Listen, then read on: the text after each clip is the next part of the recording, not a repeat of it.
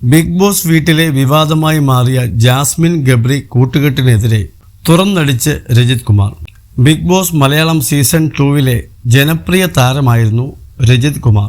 നാളിതുവരെ big boss മലയാളത്തിലൂടെ മറ്റൊരു താരവും നേടാത്ത ജനപിന്തുണ നേടിയ താരം.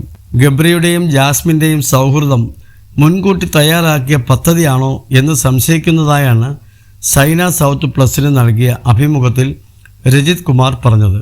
പ്രണയത്തിന് പൊതുബോധവും വകതിരിവും വേണം. എൻ്റെ സീസണിൽ എന്നോട് പ്രണയവുമായി ഒരാൾ വന്നിരുന്നു, ദയ അശ്വതി. അന്ന് ഞാൻ പറഞ്ഞതാണ്, പ്രണയിക്കുന്നത് തെറ്റല്ല, പക്ഷേ ഒരു വകതിരിവുണ്ടാകണം. അവരുടെ തന്ത്രം അതുതന്നെയാണ്. അവർ വിജയിച്ചു എന്നതിൻ്റെ തെളിവാണ് അഭിമുഖത്തിലെ ഈ ചോദ്യമെന്നും രജിത് കുമാർ പറയുന്നു. ബിഗ് ബോസ് വീട്ടിൽ ജാസ്മിൻ ഗബ്രി എന്ന സംസാരം മാത്രമേ ഉള്ളൂ. അതുതന്നെയാണ് അവരുടെ തന്ത്രമെന്നും രജിത് കുമാർ പറയുന്നു. അവർ ഒരു പണിയും ചെയ്യാതെ കയ്യിൽ പിടിച്ച് ചുരണ്ടിയും തടവിയും ഇരിക്കുകയാണ്. അപ്പോൾ അവരെക്കുറിച്ച് മറ്റുള്ളവർ പറയുമ്പോൾ കണ്ടന്റ് കയറി വരും എന്നാണ് അവരുടെ ധാരണ. സൈക്കോളജി പഠിച്ചൊരാൾ എന്ന നിലയിൽ എനിക്ക് മനസ്സിലായ ഒന്നുണ്ട്.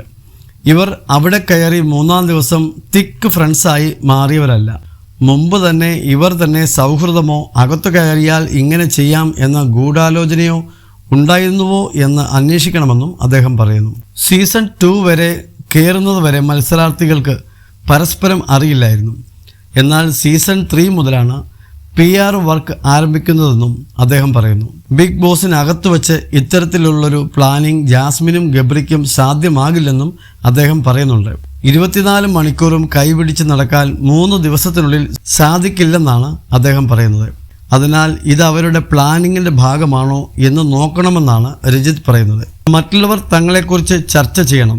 പുറത്തു നിന്നും പ്ലാൻ ചെയ്തു വന്നത് ഇവർ എല്ലാ ഭാഷകളിലെയും എല്ലാ സീസണുകളും കണ്ട് ഇതുവരെ മലയാളത്തിൽ കൊടുക്കാത്ത കണ്ടന്റ് എന്തെങ്കിലും ഉണ്ടോ എന്ന് ചിന്തിച്ചിട്ടുണ്ടാകണം.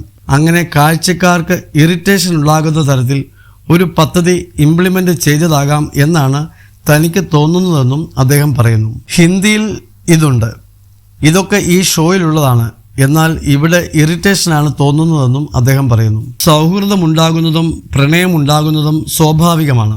പേളിയുടെയും ശ്രീനിഷിൻ്റെയും പ്രണയവും വിവാഹം താൻ കൈയടിച്ചതാണ്. അതിൽ ഒരു ക്വാളിറ്റി ഉണ്ടായിരുന്നു. എന്നാൽ ഇവിടെ ക്വാളിറ്റിയോ മഹത്വമോ കാണാൻ സാധിക്കുന്നില്ലെന്നാണ് രജിത് പറയുന്നത്.